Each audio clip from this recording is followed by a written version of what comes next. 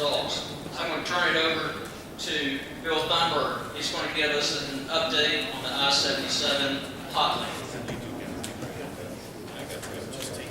I'm going to give you a status report of what NCDOT has told us on the Hot Lanes project. A more detailed presentation was given last night at MUMPO, so this will just be a brief presentation.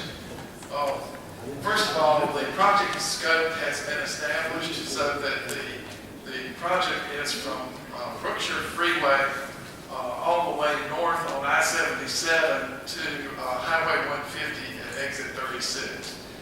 Initially, it had been talked about in 2 or 3 different segments, but that is the scope of the P3 project that involves hot lanes. Let's see. The capital development or the cost basis of the project for that scope is based on construction of 345 lane miles. That includes ramps, mainline road, and shoulders that are all going to be built. And then there's a direct connector or flyover to I-277 at the Brookshire Freeway. That will include rehabilitation and replacement of the existing bridges and overpasses along that entire corridor from 277 Brookshire Freeway all the way north to Highway 150 in Mooresville. The long-term operations and maintenance of the hot lanes facility is included in the capital cost or the cost of the project as it's currently estimated. It also includes a defined condition of operation of the facility at the handback at the end of the project term. Let's see here. Here are some key dates that we've been presented, and I don't know if there's been any change in these dates. I have not received any information about the third draft of the RFP having gone to the bidders. Bill, do you know? It has. Okay. So the third draft of the RFP has gone to the bidders on the project. So that was the final RFP, then will be released on March the 8th.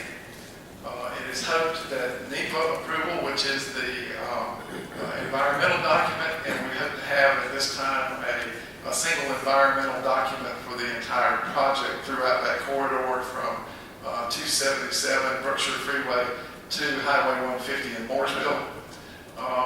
And that's in May of 2013. And then the proposal due date, that's the response from the qualified bidders, is projected to be in-house in July of 2013. The current selection time is sometime in August 2013 once they analyze those responses from the qualified bidders. And then commercial close for the selection of that bidder, the successful bidder, would be in September 2013. The final NEPA authorization would be expected in October 2013, and the financial close, once the NEPA authorization is gotten, the final NEPA would be in October 2013.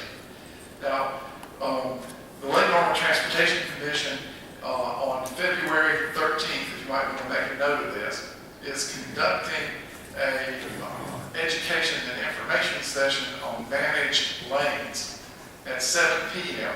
And the tentative location for that is at the community room at the Cornelius Town Hall. So that will be for elected officials, but we will just like we did in this meeting, have seating for the public in that. But it's an education program for elected officials on managed lanes. Subsequent to that, on March the 13th at 7 p.m., and we don't have a location set for that yet, the LNTC will sponsor a presentation on public-private partnerships, and at the end of that presentation, NCDOT has agreed to present on the I-77 Hot Links project as it's proposed at that point.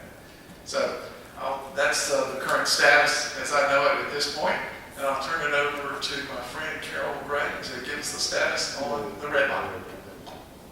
Thank you, Bill. For the year 2012, I've been working with property owners and the towns in helping define the special assessment district regarding helping fund commuter rail as part of the NCDOT analysis of this area to come up with a financial plan that could participate in funding for a possible commuter rail line from downtown Charlotte to Mooresville. A little history. In 1999, the commuter rail was integral to the regional transportation vision, which was voted on in Mecklenburg County and passed about 65–66% in favor of a half-cent sales tax dedicated to transit. In 2007, there was a recall vote in effect to abolish the half-cent sales tax, and that was the support for the half-cent sales tax by voting no, and the referendum was passed by something like 72%, so a higher margin to keep the sales tax of transit. Between the initial plan and the recall vote, the streetcar was added to the concept, which was, streetcar was not part of the original plan. So as we began to develop the line, regional thinking was a reason to build the first leg of the blue line south to Matthews. The original plan was to go into Rock Hill. And the reason for that was to bring two states together to work in Congress to secure some additional funding for the Charlotte Transit concept. For a lot of reasons, that didn't move beyond where it now has terminated down at the Circumference Road near Matthews. In 2009, everybody knows a recession hit. The banks were hit very hard in Charlotte. And as a result of that and other impacts, the sales tax revenues dropped from about $74 million a year on an increasing incline to $54 million a year. So a $20 million a year drop in 2009, which continued at the same level in 2010. And only in 2011, 2012 has begun to recover some of that lost revenue. Today, that deficit originally, frankly, is standing at about $85 million lost so far from the projections. And before we recover, we would have to move beyond the $74 million a year in order to recover any of that lost revenue. The problem with the red line is that was the money that had been allocated to construct the red line. And the reason that that money had been allocated at that level, the red line, or the commuter rail line, did not project enough ridership to qualify for federal funding under the regulations and the rules that had been written down by the Bush administration, which was something called cost-benefit analysis. And cost-benefit means how many people would ride the rail. The Charlotte Blue Line was showing actual ridership south at about the 2030 level. And the projections were for the Blue Line north to the university were also projected at much higher ridership because of the technology, the light rail technology that was being used. Commuter rail will carry fewer people strictly because of the technology. So to some extent, we were limited by our own technology choice of commuter rail. However, light rail was a factor of about twice, maybe 2.5 times as expensive as commuter rail.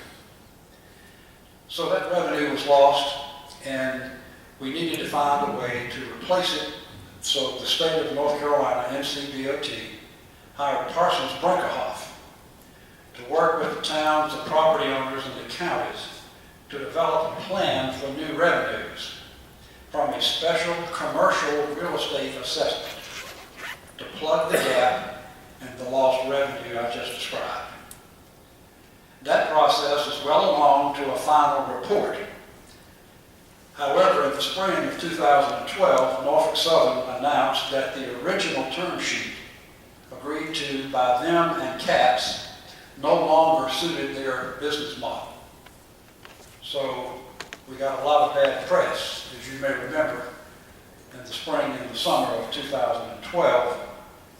But negotiations have begun with Norfolk Southern between CATS and NCDOT and Norfolk Southern on helping work through a process called capacity study to figure out now what their new needs and plans are so that those numbers can be plugged into the equation prior to finishing the study on how revenue would be generated for rail.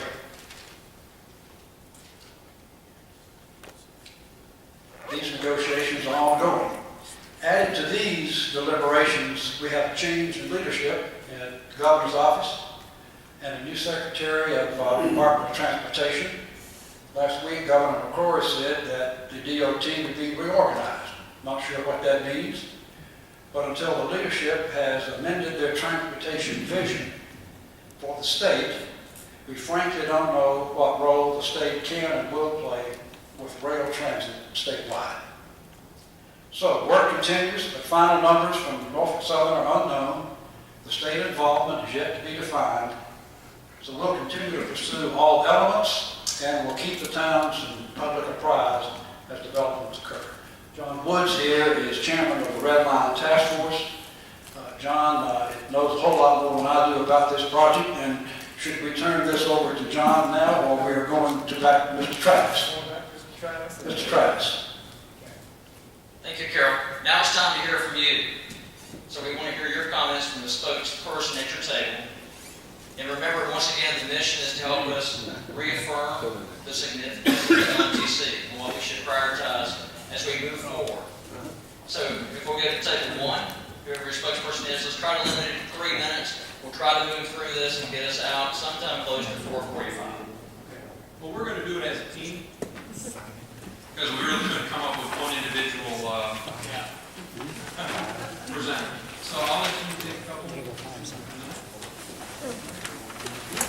We basically looked at the thoroughfare plan and the land use plan as our top two to focus on.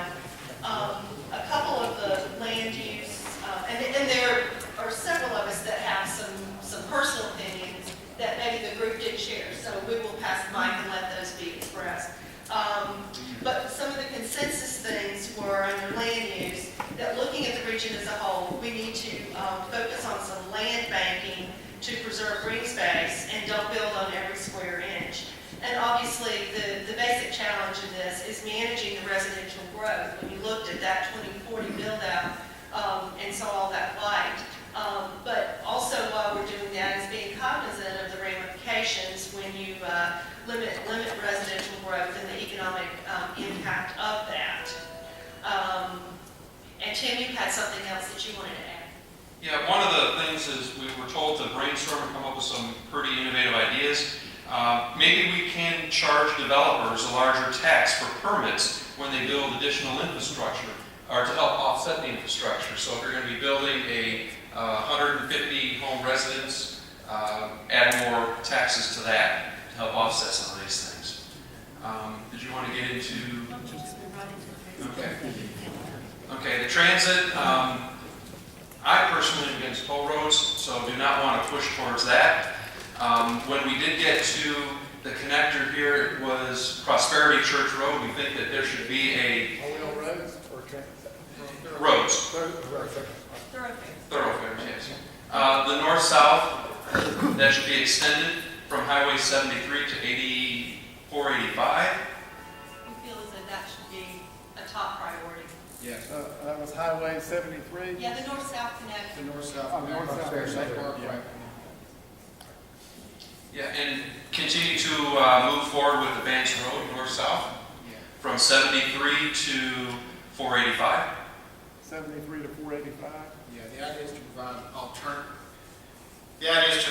alternatives to the 77 corridor. That is all that's. Yeah, that's on water. All the way up to Shears Road. Yes, yes, yes. And so our one out of the box idea, was, and it's out of the box, is actually a bridge from off of one of the peninsulas at one point that, goes over to that beautiful 4-lane highway called Highway 16 that, You got a champion over here for that. Well, I was the only one who had that idea. tunnel, flying cars, whatever, but just to somehow connect over to the beautiful infrastructure that our friends over in Lincoln County enjoy. So that's it. That kind of does it. Nothing on transit, nothing on. But we felt on all of the above approach with regards to transit. Okay. Spokesperson? Harold. Okay, on land use, we'll do this quickly. We'll do this in a minute.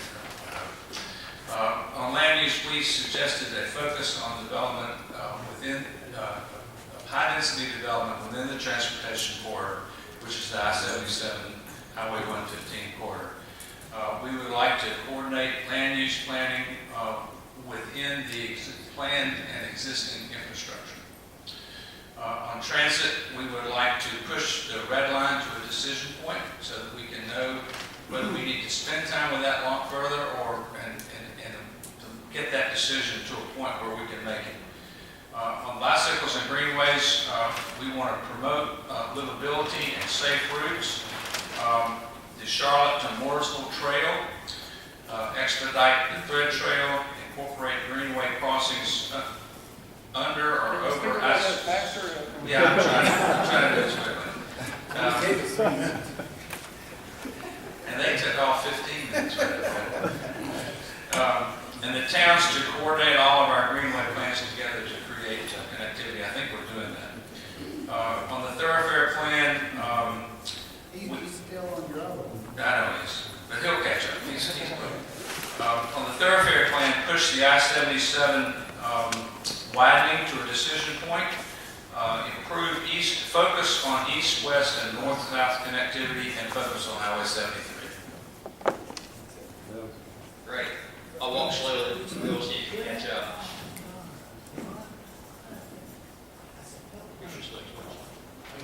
What did I miss on the thread trail in there, John? For most states, routes are OTS. Expedite thread trail. Charlotte to Mooresville. Okay, got that. There was one other one. Greenway crossing to I-77. Okay. All towns coordinate their plans to create connectivity.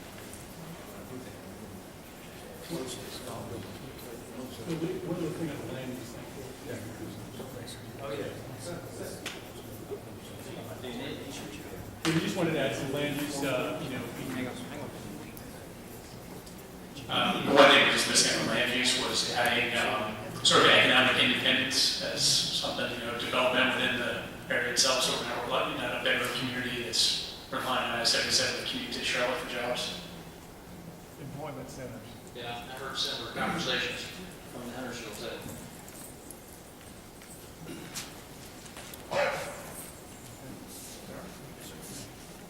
The hand good? I need to get her, let her work on one of these charts. Let me preface this by saying I'm trying to get my voice back from I'm over my cold, just got to get my voice back yet. But I thought I was the only one with the pie in the sky idea of putting a connector across to Lincoln County from North Mecklenburg. Glad somebody else thought of that. disrupting all these $1 million homes, putting a big tall bridge across the sailboats can get underneath, that'd be right up their alley. That's really what we need to get, a mid-lake connector would really help. We can move the bridge from nowhere in Alaska to Lake Norman. There you go.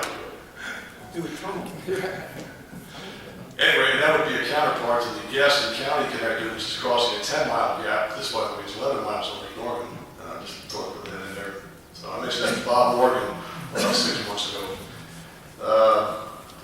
Where do we start here? This first one is this is the, which one are you on, land use? Land use roads. All right, we'll do land use. It's the same thing that other people have said on land use, more open space and connecting the open space so that all open space is connected, so they don't have to cross roads, or maybe even put in some passageways for wildlife under some of these roads, where you can't really avoid the corridor through there. That's all. I guess that's all the land use. Okay, where are you? Roads, bike ped, and Okay, transit. bike paths. I'm sorry. Okay. The bike path from where you want to do from Mooresville, downtown Mooresville, on Highway 150 all the way to where Big Daddy's? The bridge. Or Marina, okay, the bridge. Okay, there's a problem with the bridge there that no one wants to take responsibility. The main channel bridge on Highway 150, there's a problem with conflicting jurisdictions there, and they don't want to take responsibility, so that'll be a sticking point. That when that bridge gets widened, that would include a bike path / pedestrian path. Where's that, Paris? Highway 150, And where? it's the main. Did you turn yourself off there? It's quitting time. You turned off the power. Didn't think it run. Both going up one. There you go. It's the main channel crossing, the one there, the main channel crossing 150. There's a problem with when that bridge gets wide, there's no funding for pedestrian Cross the bicycles. Across the lake. Yeah, the main channel, not the other secondary crossings. And then connect the Mallard Creek Greenway to Iredell County.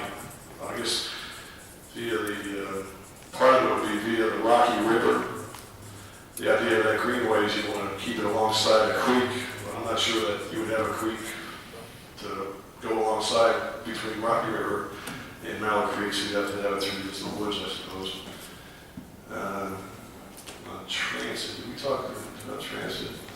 Let me just go ahead and go to roads here.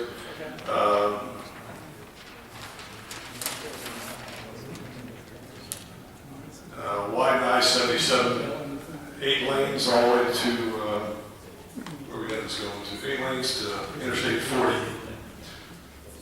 Hey, while you're at it, make a directional interchange out of I-40 and I-77. Let's do the same thing with I-485 and I-77, make it into a directional interchange instead of these loops that take you in an awkward manner. Of course, they're very expensive interchanges. Bill Prosperity Church Road Extension, I think that was already mentioned right there. Okay. Widen Highway 73, I'm not sure where that was. Is that west? It's been mentioned. Okay, that was, okay. And we need besides the Pie in the Sky Mid-Lake crossing to the west, we need a better corridor to the east, because Catawba Avenue and Griffith Street are just not viable east-west corridors going eastbound from I-77. Possibly Langtree Road could be extended somewhere there, because once the area develops in northeast Mecklenburg County and western Cabarrus County, it's going to be a zoo. Highway 3, that was that way. Okay, well, getting to Highway 3 is an issue, though. I mean, how do you get to Highway 3? That's part of the plan. All right, that's good. Okay, good. Thank you very much. Spokesperson for this table? Thank you, Bruce. All right, land use. We thought maybe, given we have some see-throughs with a lot of unoccupied space in the retail area, we don't have a lot of space for industrial. Work with brokers, developers to increase available square footage a commercial industrial employment center type of space, preferably, or more importantly, with access to major roads so that we can attract big business. They come here now, they can see some open space for a small business, but not big business. On roads, kind of broad brush, increase the capacity of I-77 from exit 19 to exit 36. Not defining how it's done, since that still seems to be open to some question. You asked for the reason why. Otherwise, we're going to have a lot of negative impact to future growth, and of course, our air quality will suffer. 19 to 36. The slowdowns from 19 back to Charlotte are really the result of the Huntersville squeeze. So at this time, and for some years into the future, that distance from 19 to 36 would solve a good part of the problem. On the bike pedestrian, basically improved connectivity is the key, filling in between segments, and also take advantage of a corridor that exists, and there's some work already been done on this, along the rail lines. Put bike pedestrian paths along the rail line. Got some support over there. And last but not least on the transit, more full-service buses, and I've heard that described as luxury buses with Wi-Fi, et cetera, but state-of-the-art bus service so that we can get more ridership on the buses. In the area of the red line, continue discussions to prepare for the future that's ahead of us. Thank you. Sure.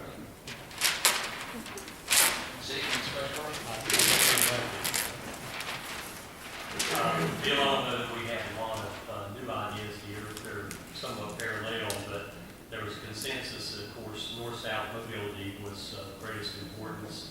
85 under construction for widening, again, widen 77. Second to that, east-west connectivity so that you've got adequate movement between 77 and 85 to pick up those areas. And then information back to motors, which we're building systems to do that so that motors coming north-south can understand when and where to make that connectivity east-west when those thoroughfares exist. Bicycles and greenways, considering the pedestrian basically in all highway development, so that we spend a little bit more time thinking about multiple needs for each pedestrian, particularly if they want to cycle or walk or alternative transportation. Back to what you stated a minute ago, multiple use path along the rail lines. We think that's a good idea to be inclusive with. And then again, connecting the dots on the Carolina Grant Trail so that that's a useful feature. On the land use, again, back to the common sense approach, focused development where adequate transportation is available or financially feasible to develop, so that we're not developing where we really can't support it and create the infrastructure that allows it to be utilized properly. And back to transit plans, just master planning in general, which we all think we're getting better at, creating those that are dynamic enough to meet future public need related to the development, where we see these areas building like what we saw in the projections earlier, and then integrating into each of those developments approaches that are creating multiple transportation options every time. If we're going to develop, let's think about all these other alternative ways of transportation to provide that when we put the X on the map.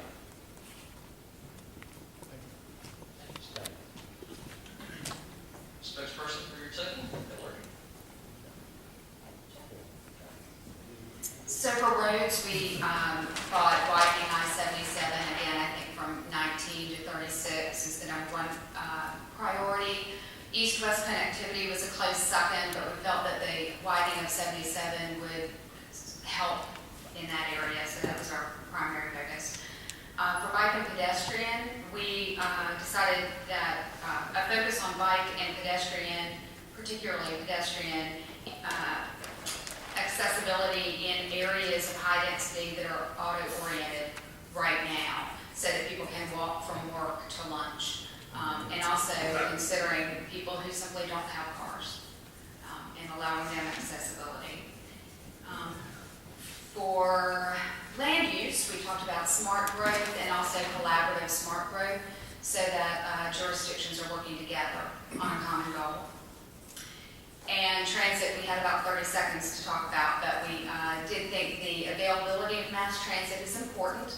And the question was raised about whether, mass transit pays for itself, and at least two of us at the table agreed that you cannot look at the economics in a vacuum. You have to take the benefit of the community and the economic impact, look at it on more of a macro level.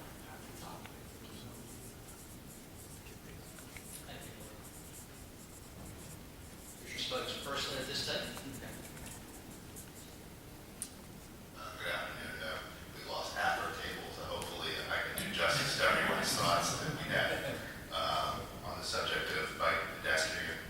The consensus was that this is a quality of life issue that in a perfect world should be given deserved priority with all these other topics. And therefore, that said, the unanimous vote was for completion of the thread trail.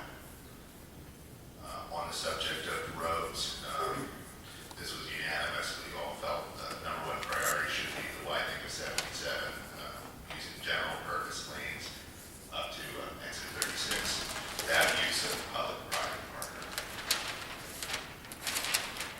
On the subject of land use, there were two ideas that we discussed as priorities.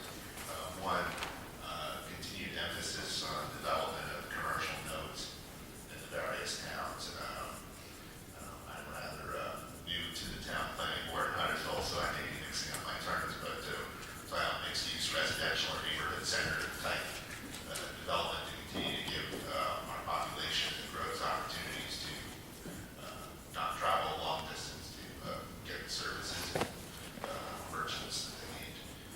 The other equal priority is to continue a philosophy of land use and zoning to maintain low density in the areas around the lake, so as to preserve the environment and also promote greater public lake access, which will become more important, of course, over time as the population grows.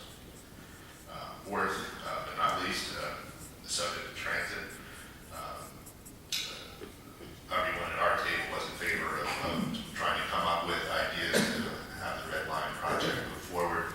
And our thought was to work on a solution to transfer ownership of the Norfolk Southern Rail Line to state control. And I'm going to defer to my colleague here, Vince, to expand on that a little bit. Thank you. The thought behind that, of course, is the Red Line is currently owned by Norfolk Southern. It would be wonderful if that right-of-way was in control of the state. There's other state rail lines that are currently in control of the state. If there's a way to transfer that economically, the reason I say that should be done as soon as possible is because the congestion that will be created by the toll lanes and lack of widening on I-77 will make that line even more valuable. That rail line will become more and more valuable and more expensive.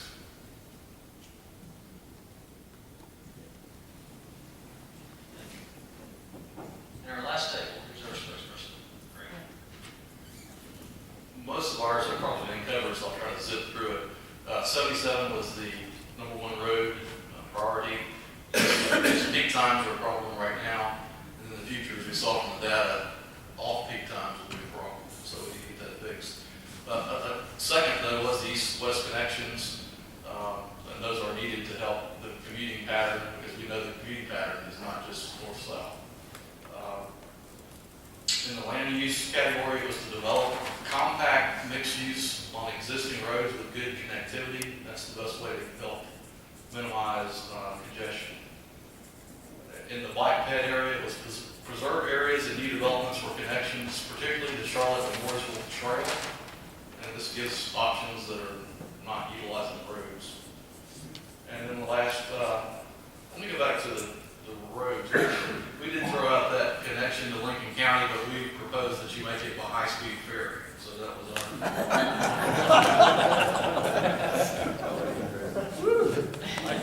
It serves wine on the return trip. and I think there was some gambling on the boat.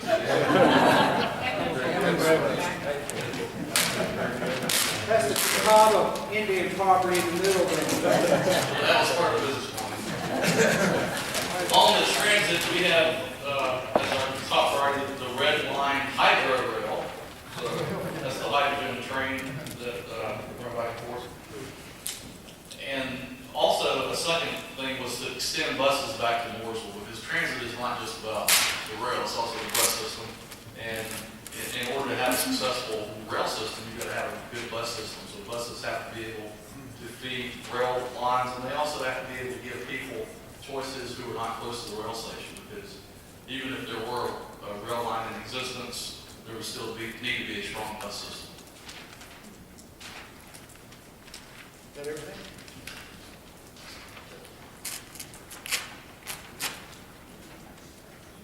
Thank you, everyone, for your thoughtful input. I'm now going to turn it over to Mayor Woods from Davidson, who is a leader in all things transit. Mayor?